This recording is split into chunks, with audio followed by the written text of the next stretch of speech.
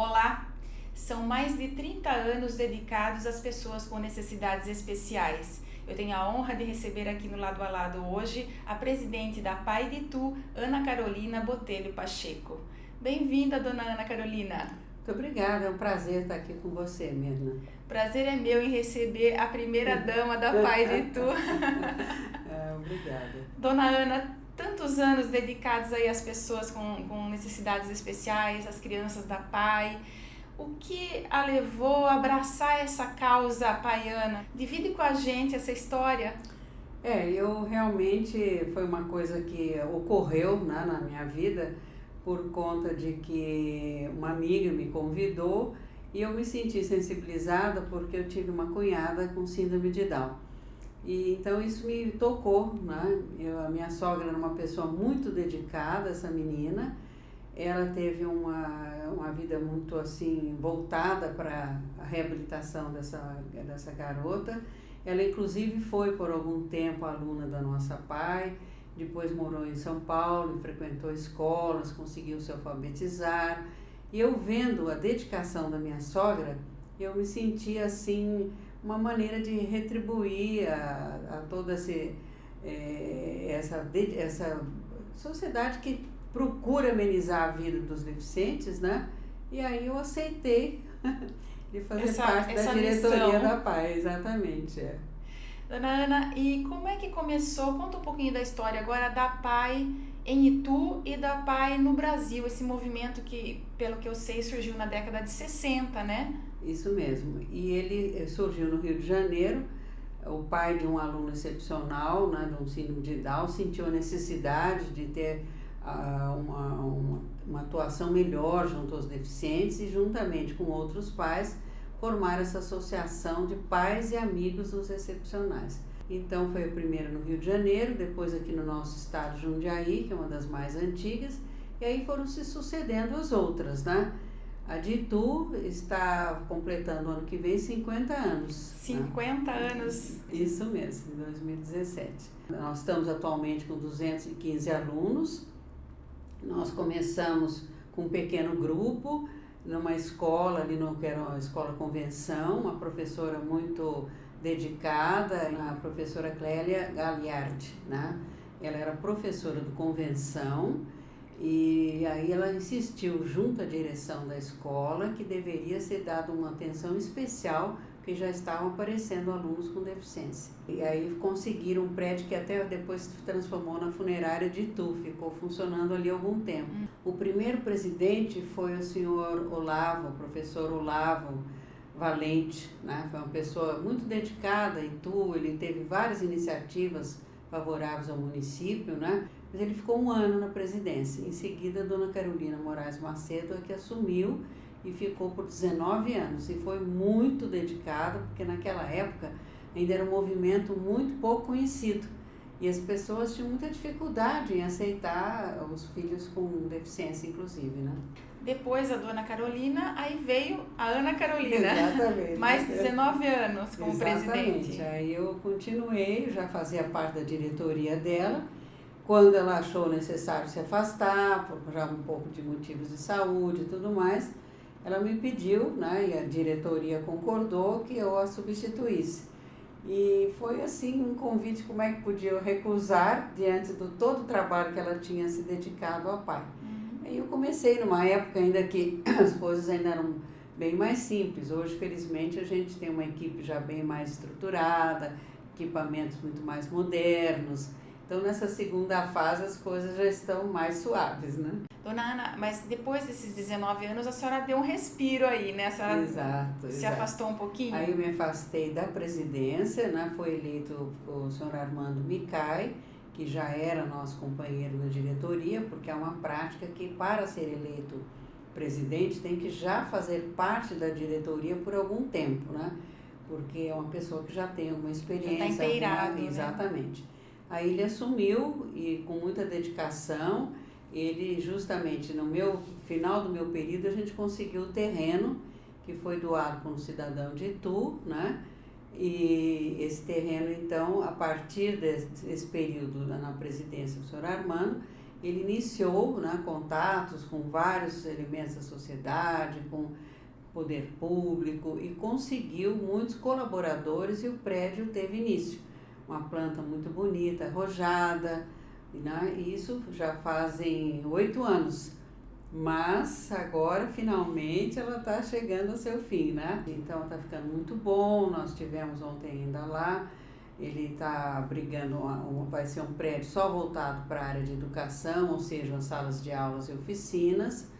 Um outro prédio voltado para a área de refeições e serviços voltados para a área de cuidado de limpeza e tudo mais.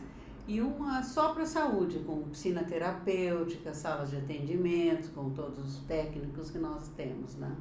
Dona Ana, vamos falar um pouquinho agora sobre o dia a dia do trabalho realizado pela PAI internamente. Pois é, a PAI, ela tem 3 setores de atendimento. Ela tem o setor da assistência social, que é a porta de entrada da PAI. As famílias, quando sentem a necessidade de procurar um local onde possa ter orientações a respeito de seus filhos com deficiência, eles chegam e vão ser entrevistados pelo assistente social e caso sejam crianças que têm o perfil para permanecerem na PAI, eles então são encaminhados para o setor que nós chamamos de estimulação precoce. É um setor muito importante que a gente instituiu alguns anos atrás, há bons anos atrás, num outro período que eu participei da presidência. Éramos naquela época 10 crianças novinhas, que são os que chegam, bebês ainda, né? E hoje nós estamos com quase 70 crianças. 70? É. E isso nos preocupa bastante, Mirna, porque eu achava que com a evolução da tecnologia, das pesquisas na área de saúde, talvez a gente tivesse uma diminuição. E infelizmente não é isso que a gente está vendo, né? Agora com essa preocupação com o Zika vírus, dando microcefalia. E há muitas questões, né, que hoje ainda nos afligem bastante e geram, infelizmente, crianças com deficiência.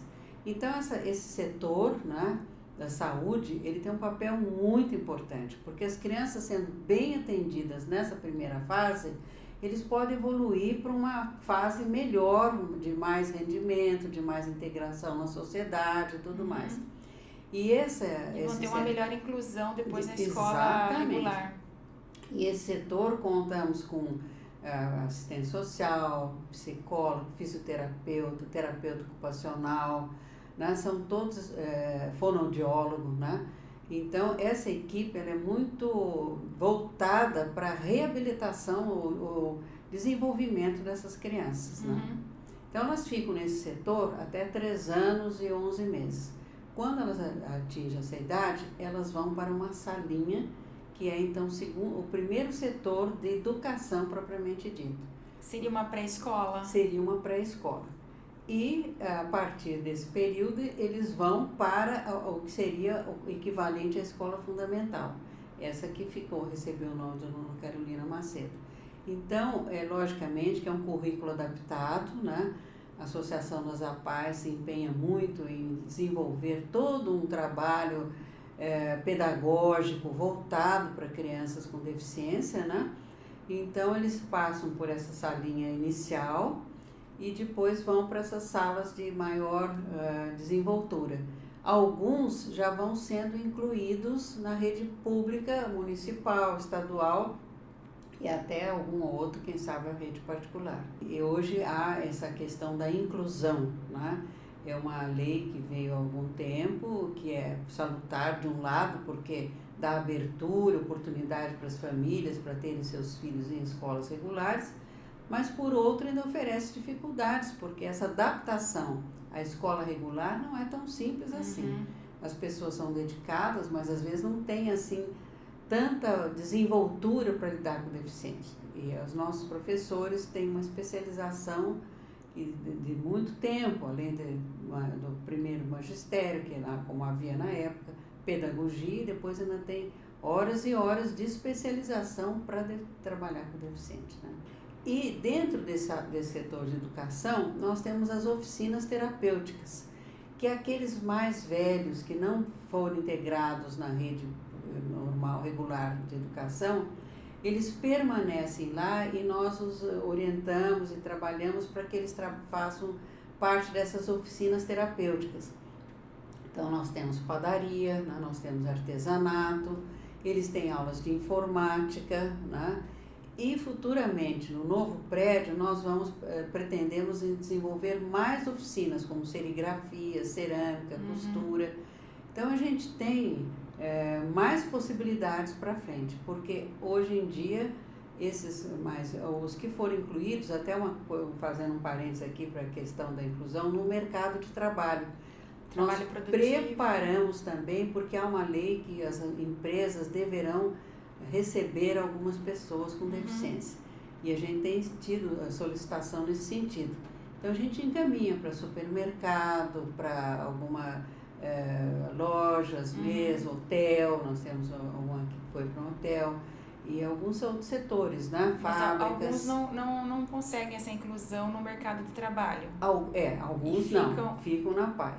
Mas esses que vão, alguns nos dão muita alegria porque eles estão felizes lá e são até a parte de família, porque eles recebem salário, recebem todas as vantagens de estarem empregados e registrados, né? Quando eles se adaptam é uma coisa muito boa. E logicamente essas empresas, elas têm que ter toda uma sensibilidade para receber esses jovens e fazer com que eles se adaptem a essa nova realidade. Às vezes ocorre que um ou outro não consegue permanecer, mas muitos deles permanecem com muita satisfação.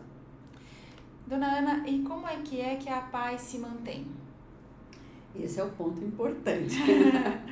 Então, a PAI nós temos alguns setores de arrecadação, né? Primeiro nós temos um recurso que vem do município, nós temos um recurso que vem do governo estadual e nós temos recursos do governo federal. Esses recursos são de grande valia, porque eles são voltados justamente para pagamento de professores, no caso do setor do Estado, né? O do governo federal para ajudar a manter esses mais adultos, é um pequeno recurso. O da prefeitura vem para ajudar com esses pequenininhos.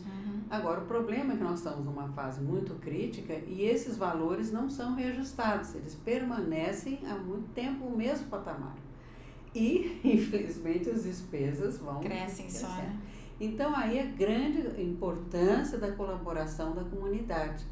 Então, nós temos as notas fiscais, que foi uma grande vantagem, e nós temos as caixas, as urninhas em vários setores, né?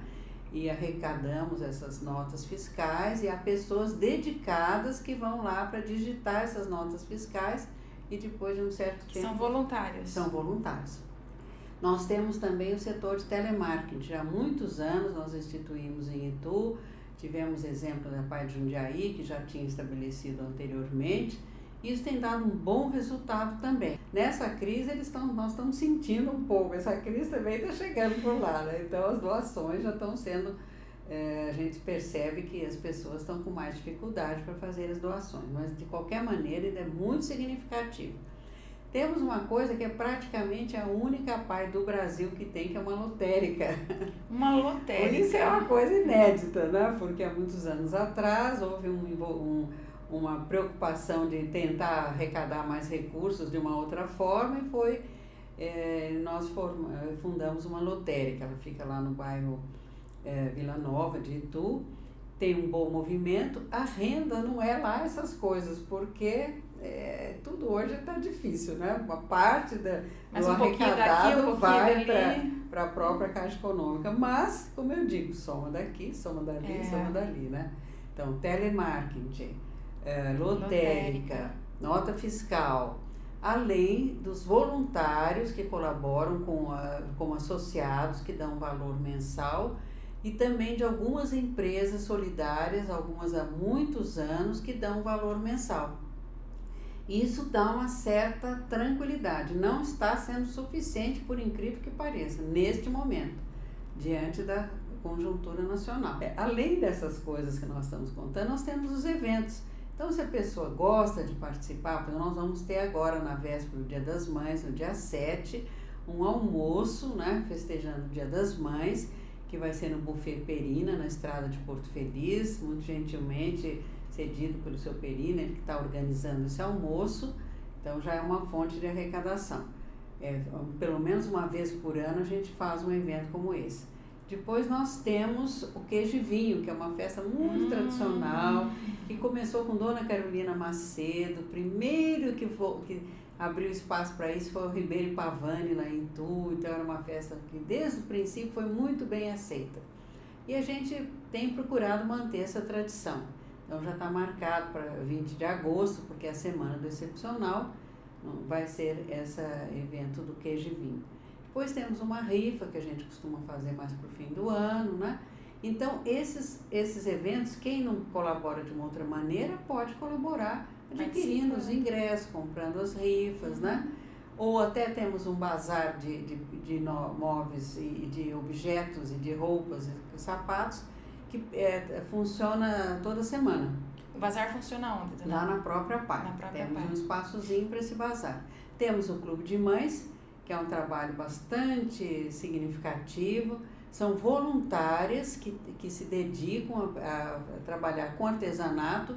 E esse artesanato nós vendemos em bazar. Vamos ter também agora na véspera do Dia das Mães um bazar lá no Shopping de Itu, com esse Clube de Mães da PAI e outros clubes que nós formamos. Eu também sou presidente da Associação dos Clubes de Mães de Itu. Então eu englobei a PAI, mais alguns, e a gente se organiza para fazer esses bazares. Então quem gosta de artesanato poderá ou ir adquirir os nossos produtos ou até participar como voluntário, fazendo crochê, bordado, pintura, trabalho de artesanato de uma maneira geral. E agora a gente está querendo, através dessas voluntárias, também ajudar um pouco as mães, para que elas também possam usufruir disso, né? Aprendendo algum trabalho de artesanato. Quer dizer que toda ajuda é bem-vinda, né, dona Ana? Toda ajuda é bem-vinda, de toda maneira a pessoa pode colaborar, né?